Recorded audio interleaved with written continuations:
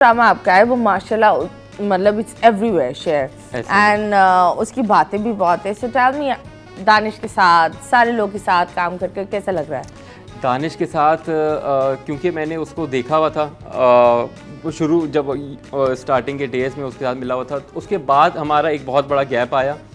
मैंने उसके बारे में सुना हुआ था कि बहुत अकड़ा हुआ अच्छा रख दो, मतलब इस तरह से, ठीक है। लेकिन ये इसने अपना पर्सोना बनाया हुआ है, सिर्फ वो उस क्योंकि वो एक हीरो है, एक हीरो प्ले करता है, तो फिर वो उसने बनाया हुआ है वो, वरना वैसे आम लाइफ के अंदर उतना ही चिल है, इतना ज़्यादा चिल है कि मैं आपको बताऊं, अगर सेट पे वो आया है और कोई बैठने की जगह नहीं है और फर्स्ट करें ये एक सोफ़ा मिला है, यहाँ पे आधे सोफ़े पे सामान रखा हुआ है, तो वो उस पर भी साइड पे आराम से सुकून से बैठ जाएगा।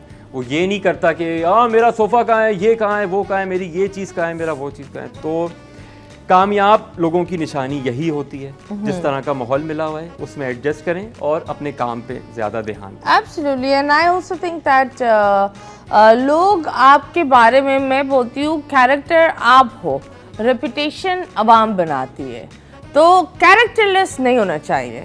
रेपुटेशन पर लोग जैसे कोई बोलता है कि गुंडा जैसे दिखता है, आप बोलते हो फ्रेंडली दिखता है, हर बंदा हर इंसान को उस नज़रिए से दिखता है। हाँ, इसलिए आप किसी की किताब में एंजल हो तो किसी की किताब में विलन। जिस सेकंड कोई अगर यहाँ से गुजरा है, उसने आपको कोई किसी एक मूड में देख लिया, वो समझेगा कि यार ये तो शायद ऐसा ही है। हाँ, ये लोग अपना परसेप्शन बना लेते हैं, लेकिन ऐसा होना नहीं चाहिए। एंड पाकिस्तान के अवाम में ये ज़्यादा एक है, हम हमारे आर्टिस्टों को लेट डाउन करते हैं, हम उन्हें तोड़ते हैं। अगर कोई आर्टिस्ट, ये एक रियलिटी है, we think our artists are not artist, और बाहर के जो आर्टिस्ट आते हैं उनको हम पूछते हैं, उनके लिए लोग पैसे भी निकाल कर जाएंगे देखने के जो लिए। यहाँ के लोग हमारे आर्टिस्ट के साथ करते हैं, वो बाहर के लोग उनके आर्टिस्टों के साथ करते हैं। तो आई थिंक जितने भी लोग बाहर अगर आप जाओ ना, Pakistani like London, US, even India, people love the Pakistani dramas and the artists, and they think that वो एक original acting है। So आप मुझे बताओ, how did you get your first breakthrough, और कैसे पता चला मैं तो famous हूँ? ये सोचा नहीं था, ये एक कमर्शियल आया था, वो बस करते हुए ये पता नहीं था कि वो इतना बड़ा हो जाएगा। जोंग उस वक्त नई नई आई हुई थी, वो जब ऑन एयर हुआ है तो फिर मैंने वाकई लोगों के जो है ना यूं रेडार्स अपनी तरफ घूमते हुए देखे हैं। तो वो उस दिन एक वो रात मुझे आज भी याद है कि मैं अपने बेड पे लेटा हुआ, मैं आसमान देख रहा था, मैंने कहा कि यार ये सितारे मेरे ये एकदम से कैसे सब चेंज हो गए। ये एकदम से कैसे हो गया। उससे पहले मैं नेपा में था और मैं नेपा में थिएटर कर रहा था, तो एक्टिंग तो वहाँ से उस तरह से आ गई थी। तो फिर वही सारी चीज़ें अप्लाई की। मैं सारा इस तरह का जो एक्टिंग में जितना कुछ कर सका, मैं इसका सारा क्रेडिट तो नेपा को दूंगा। ओके, आप एक और पावर हाउस के साथ काम कर रहे हैं, वो है अदिका आपा भी एंड YBQ। ये कमाल लोग हैं, एंड आई बिलीव अगर आप YBQ के साथ बैठते हो रोजाना, आप इतना सीखते हो। बैठने तक तो छोड़ें, वो जब आएंगे ना तो सबसे पहले तो वो एक खुशबू लगाएंगे। वो जो होता है, बिल्कुल वो उनकी खुद बनाई हुई खुशबू है। वो सबसे पहले तो आपको एक खुशबू लगाएंगे और फिर वो आपको अपने कहते हैं कि वश में करेंगे कि वो उस खुशबू से, और फिर वो जो बोले। नहीं, पर आई थिंक जो YBQ की जो सूफियाना कलाम होते हैं, जो कपड़े उनके डिज़ाइन होते हैं, वो हर चीज़ उस नज़ाकत से, उस एलिगेंस और उस कल्चर को टच करके चलते हैं कि एक मॉडर्न इंसान भी ना उसके पीछे भागता है। मॉडर्न, हाँ, ऐसा ही है। और ये एक रियलिटी है कि आप जितने भी मॉडर्न हो जाओ, if you wear YBQ, you'll be like I'm wearing YBQ, yeah। अब वो खुद उन चीजों को कैरी किए हुए होते हैं ना, तो बंदा कहता है यार जब ये कर सकता है तो फिर मैं क्यों। वाहिद बंदा है जो धोती अच्छा पहनता है, ये और इरशान।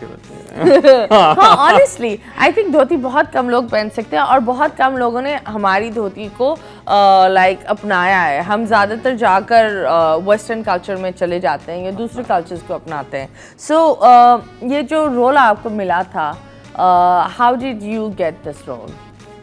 नहीं ये कुछ इसके लिए कुछ मुझे इतना करना नहीं पड़ा था, वो तो हम काम करते ही रहते हैं। एक दिन अदील सूरी की कॉल आई थी तो मुझे लगा था ये भी एक नॉर्मल सा ड्रामा, मुझे उस वक्त ये बिल्कुल भी नहीं मालूम नहीं था कि इसमें इतनी बड़ी कास्ट है। हाँ। और इतना बड़ा ड्रामा है ये फिर जब आहिस्ता आहिस्ता मुझे कास्ट पता चलती रही, मैंने कहा इस पर चलो और मेहनत करेंगे और फिर पक्का हो गया मैं सेट पे। So yes, mashallah, it's a powerhouse, and आप बताओ तो you've worked with many actors. The most uncomfortable set क्या था? Even when you were new.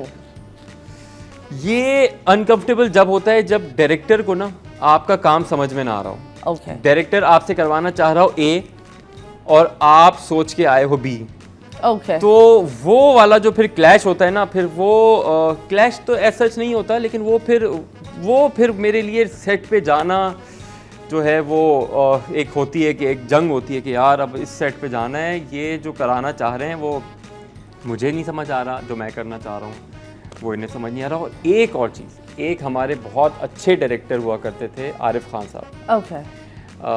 उनका इंतकाल हो चुका है।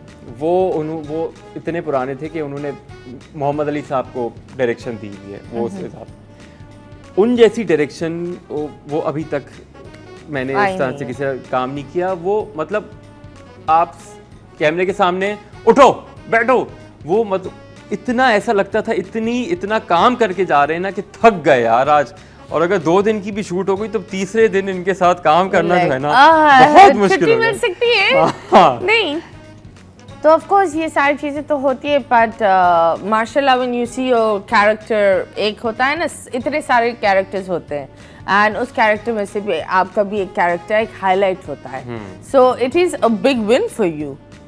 तो वो कैसे लगा? अप्रिशिएशन, लोग पहचानते हैं, ये सारी चीज़ें कैसे लगी? ये सब कुछ ऑफ कोर्स सब आप इंजॉय करते हैं, लेकिन इससे बढ़ के मेरे साथ जो मेरा एक एक्सपीरियंस है, वो पीटीवी का एक ड्रामा ऑन एयर हुआ था सांवरी।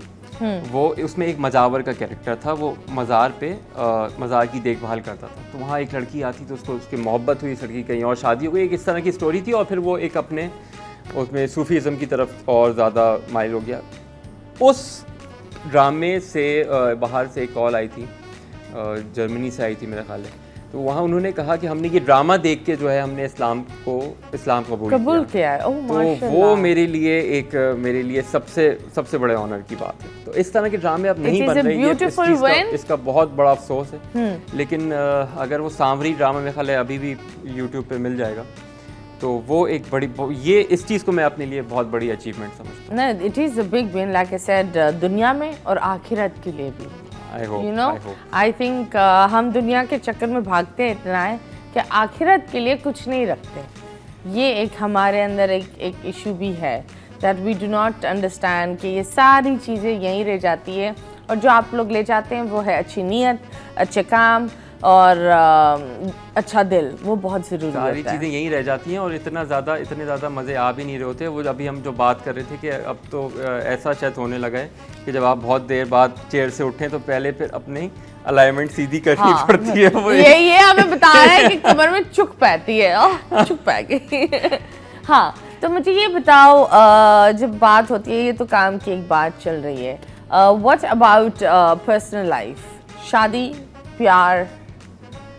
प्यार तो लाइमलाइट में मेरी वैसे हुई, डायरेक्ट शादी ही हुई थी, तो फिर शादी के बाद फिर प्यार स्टार्ट हुआ। मतलब you didn't see the girl? नहीं ऐसा नहीं है, मतलब हम लेकिन वो नहीं हुआ था कि हम मिले जुले, ये वाली चीज़ नहीं थी। एक अरेंज मैरिज थी, उसके बाद प्यार हुआ और फिर अब माशाल्लाह से 9 साल से हम लोग साथ हैं। माशाल्लाह, दैट्स ग्रेट। सो ये बताओ, ये प्यार शादी के बाद कैसे होता है?